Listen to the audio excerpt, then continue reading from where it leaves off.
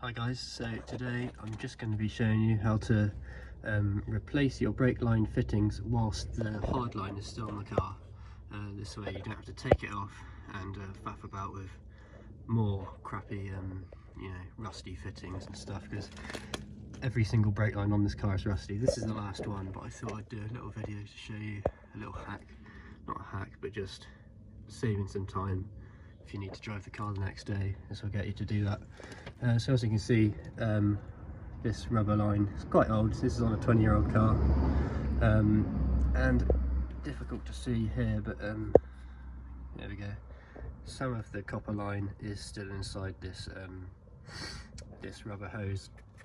I'm replacing it with a HEL braided line, just because these things need replacing anyway. They're 20 years old, and this is a good upgrade, and I mean they're stronger, and yeah, I mean it's a good direct replacement instead of going back to rubber again. So in order to get that horrible, I'll show you, this horrible little guy off, I had to have two big sets of vice grips, one on this side and one on him, and I just had to wiggle it out very, very slowly. Got it loose, but this guy was stuck on the hard line, and the hard line was basically rotating with the union, and you don't want to do that. You'll twist it off and snap it, and your day will become a whole lot worse once you've twisted it off.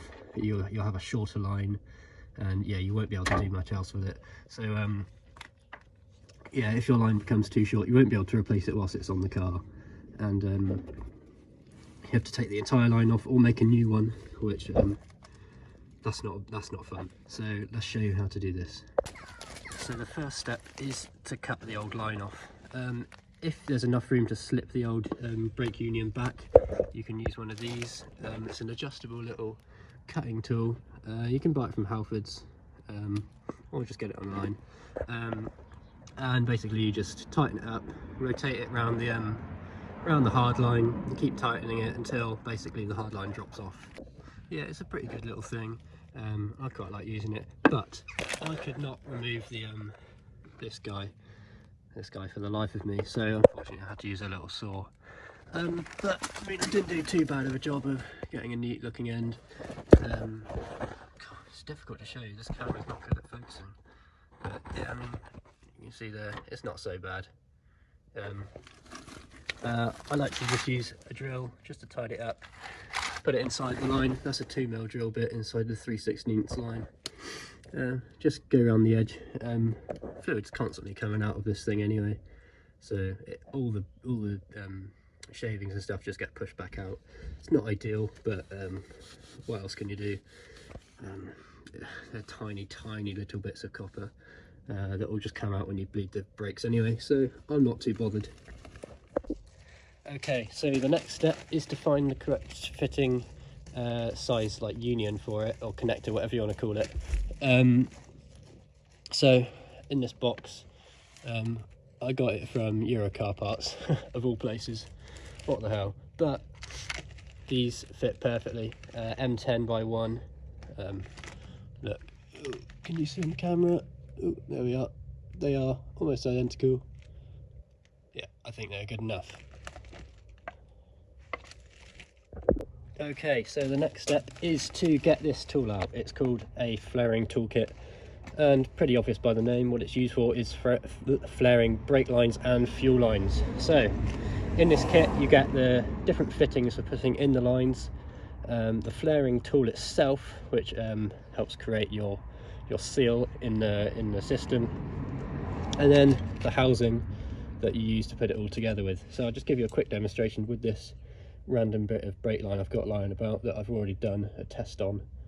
Created quite a nice flare. I think that's pretty nice. This is from the housing, this marking, it's not so bad. So I'll show you how you use it. Unscrew it, you look for the size on here, flip it out the correct way so you can read it.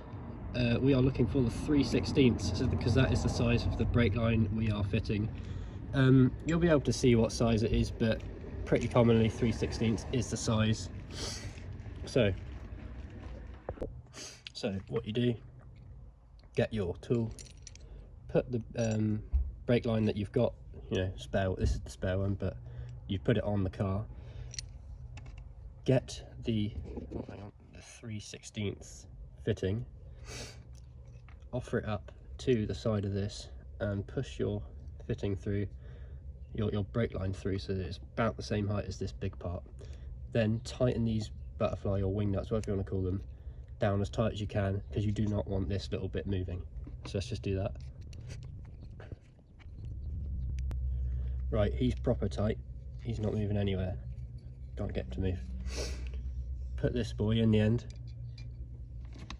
and get your flaring tool. Then unscrew it all the way. Right, unscrew it all the way, slip this over like that, rotate it around and position it on top. Like a little something like that. Alright, then tighten this down, just spin it around, tighten it up. By the way, you will be doing this all whilst the thing is on the car, which I'll try and do a time lapse of to show you how you can do that. I'm not going to do it all again because this is just a demonstration of also how to use the tool, and it's a bit difficult to film inside the wheel arch, there's limited room, so I'll just do it off the car. Then what you do, tighten it all the way down. That's as tight as I can get it. Alright, undo it. Hang on, here we go. Right, undo it. Take the little flaring tool off. Undo your bits on the end.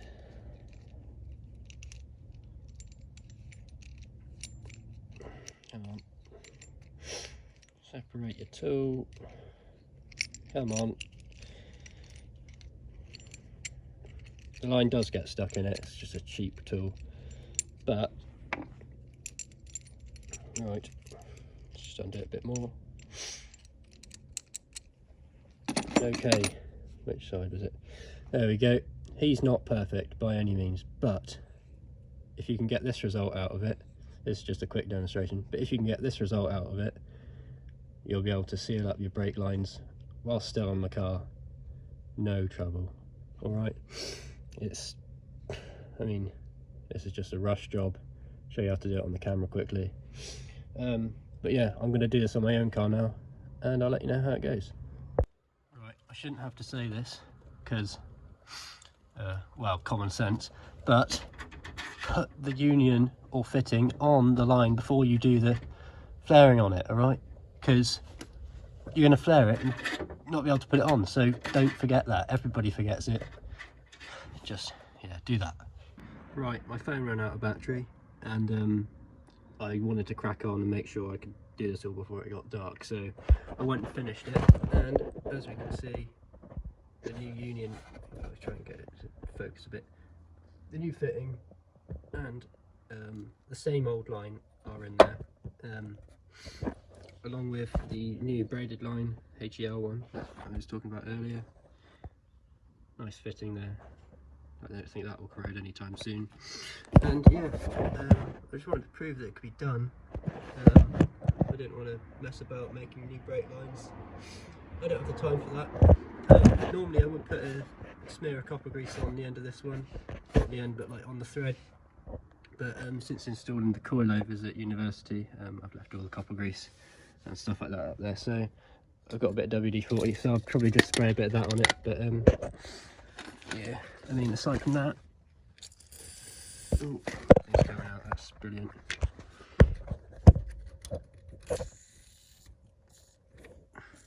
Spray a bit everywhere. I may as well spray some on this fitting here. Okay, perfect. So that's been proven.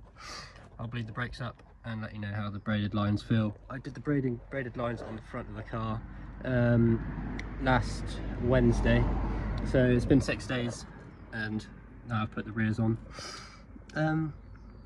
Yep, bleed it up. These are already loose, I know that.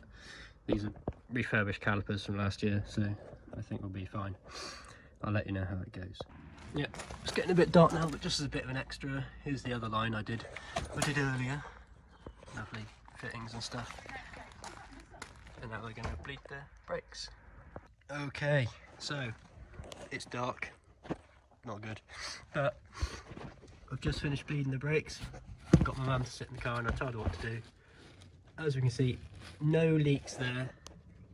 No leaks there, that's just WD-40, alright. We have successfully fitted a new fitting onto the old line. No leaks at all. Even bled it up, so it's experiencing quite high pressure. And the towel underneath it was completely dry. So we've done it all right. I'll take it for a drive and let you know how it feels. Okay, so I've just taken it for a test drive and the brakes work wonderfully. Here's the car. Can't see the lines. He's behind there. Airdrop we did. No leaks. All that down there is just goo from earlier. Haven't wiped it off. I paint marked everything just so we know if anything comes undone or doesn't. But it looks pretty good to me. Another check I like to do after I've done one of these jobs is to check if the brake fluid is still where I left it. I put it on the maximum line and look at that, it's still on the maximum line. For the next week I will keep just keep an eye on it, watchful eye, but it should be fine. It's worked. So yeah, thanks for watching. I hope you enjoyed, and I hope this actually is helpful in some way. I hope this helps you, you know, maybe even gets you to work tomorrow if you're stuck in a bit of a pinch and don't know what to do. Yeah, this method involves no heat either. Didn't have to use a heat gun, or not heat gun, you know, blowtorch, anything like that. Yeah. Anyway, thanks for watching guys, I'll catch you in the next one.